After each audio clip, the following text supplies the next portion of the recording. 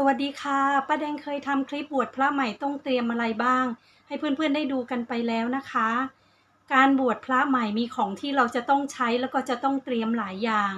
แต่สิ่งที่สำคัญที่สุดที่จะขาดไม่ได้เลยนั่นก็คือผ้าไตรนะคะใครที่กำลังมองหาผ้าไตรสำหรับนำไปใช้ในพิธีบวชพระใหม่หรือใครที่อยากจะซื้อผ้าไตรไปร่วมทำบุญเป็นเจ้าภาพในงานบวชพระใหม่แต่ไม่รู้ว่าควรจะเลือกซื้อแบบไหนเลือกซื้อยังไงดีถึงจะถูกต้องและนำไปใช้ในพิธีบวชพระได้มีหลายๆคนอยากรู้รายละเอียดว่าการเลือกซื้อผ้าไตรที่ใช้ในงานบวชพระมีอะไรที่ต้องคำนึงถึงบ้างซึ่งป้าแดงเคยทำคลิปเกี่ยวกับการเลือกซื้อผ้าไตรสำหรับนำไปถวายพระให้เพื่อนๆได้ดูกันไปแล้วแต่มีเพื่อนๆบางคนยังไม่แน่ใจทักมาหาป้าแดงอยากจะให้ช่วยแนะนำเกี่ยวกับการเลือกซื้อผ้าไตรที่ใช้ในงานบวชพระให้หน่อยเพราะกลัวว่าจะซื้อมาผิดใช้งานไม่ได้และเวลาไปที่ร้านก็กลัวจะบอกกับทางร้านไม่ถูกว่าต้องการผ้าแบบไหนและต้องใช้จำนวนเท่าไหร่คลิปนี้ป้าแดงจะมาแนะนำเกี่ยวกับรายละเอียดของผ้าไตรสำหรับนำไปใช้ในงานบวชพระให้เพื่อนๆได้ฟังกันนะคะเผื่อจะเป็นข้อมูลให้กับเพื่อนๆในการตัดสินใจเลือกซื้อผ้าไตรได้อย่างถูกต้องและสบายใจว่าซื้อผ้าไตรมาแล้วสามารถนำไปใช้งานได้ไม่ผิดแน่นอนค่ะก่อนอื่นเรามาทำความรู้จักผ้าไตรที่จะใช้ในพิธีบวชพระกันก่อนนะคะว่ามีกี่แบบและมีแบบไหนบ้างแบบที่1ไตรครองหรือบางคนก็จะเรียกว่าไตรครบชุดหรือไตรเต็มซึ่งจะหมายถึงผ้าไตร1ชุดที่มีผ้าทั้งหมด7ชิ้นเพียงแค่เรียกชื่อต่างกันแค่นั้นเองนะคะป้าแดงขอเรียกว่าไตรครองนะคะเพื่อนๆเรียกหลายชื่อเดี๋ยวจะทำให้เพื่อนๆสับสนนะคะไตรครอง7ชิ้นมีผ้าอะไรบ้างก็จะมี1จีวรคือผ้าห่ม2สบงคือผ้านุ่ง3อังสะคือผ้าสำหรับสวมคล้ายเสื้อตัวใน4สังคติคือผ้าพาดบ่า5ผ้ารัดอก6ผ้ารัดเอว7ผ้ากลาบหรือผ้าที่พระท่านใช้ประเคนเวลารับของแบบที่2คือไตรอาศัยนะคะ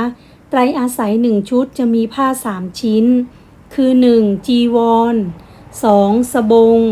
3อังสะบางร้านก็จะจัดผ้ากลาบหรือผ้าอาบน้ำฝนเพิ่มอีก1ชิ้น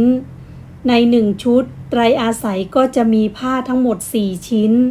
อันนี้ก็ขึ้นอยู่กับแต่ละร้านนะคะว่าร้านไหนจะจัด3ชิ้นหรือ4ชิ้นค่ะถ้าหากว่าเพื่อนๆไม่ใช้ไตรอาศัยจะใช้เป็นไตรครองแทนไตรอาศัยก็ได้ค่ะอันนี้ขึ้นอยู่กับกำลังทรัพย์ของเพื่อนๆนะคะไตรอาศัยจะเอาไว้สำหรับผลัดเปลี่ยนกับไตรครอง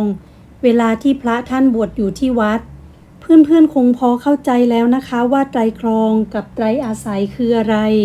และแตกต่างกันยังไงสรุปให้เข้าใจง่ายๆก็คือไตรครองใช้สำหรับบวชพระส่วนไตรอาศัยใช้สำหรับผลัดเปลี่ยนเวลาที่พระท่านบวชอยู่ที่วัดนะคะ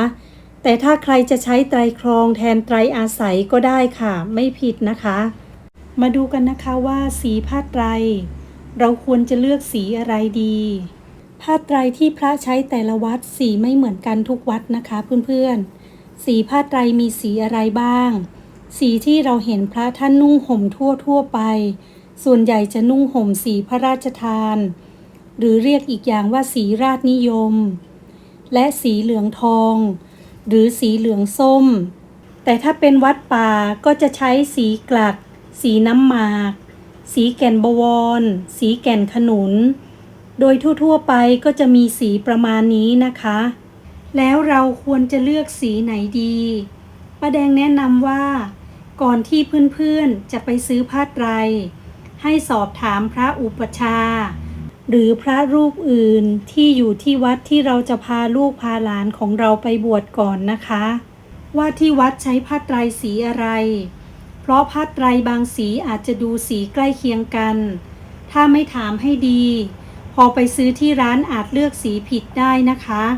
การเลือกสีผ้าไตรไม่ได้ยุ่งยากอะไรนะคะเพื่อนๆ เพียงแค่เราสอบถามพระท่านก่อนไปซื้อ เราก็จะได้สีผ้าไตรที่ถูกต้องตรงตามสีที่วัดกำหนดนะคะ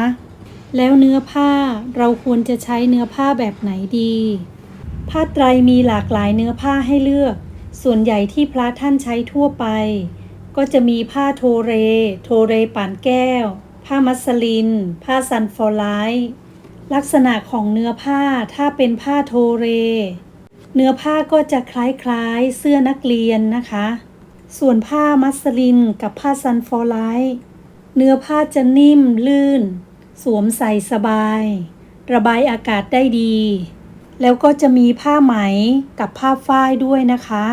แต่จะไม่ค่อยนิยมนำมาใช้ในพิธีบวชพระเพราะว่าเนื้อผ้าค่อนข้างหนาไม่เหมาะกับอากาศทางบ้านเรานะคะส่วนราคาผ้าไตรก็ขึ้นอยู่กับคุณภาพและการตัดเย็บนะคะราคาจะเริ่มตั้งแต่หลักร้อยไปจนถึงหลักพันขึ้นอยู่กับคุณภาพของเนื้อผ้าและการตัดเย็บเพื่อนๆก็ลองพิจารณาดูนะคะว่าควรจะเลือกแบบไหนดีที่ตรงกับความต้องการของเรานะคะขนาดของผ้าไตรควรเลือกขนาดไหนดีตอนไปซื้อผ้าไตรแนะนำให้พาคนที่จะบวชไปด้วยนะคะทางร้านจะได้จัดผ้าไตรให้พอดีกับรูปร่าง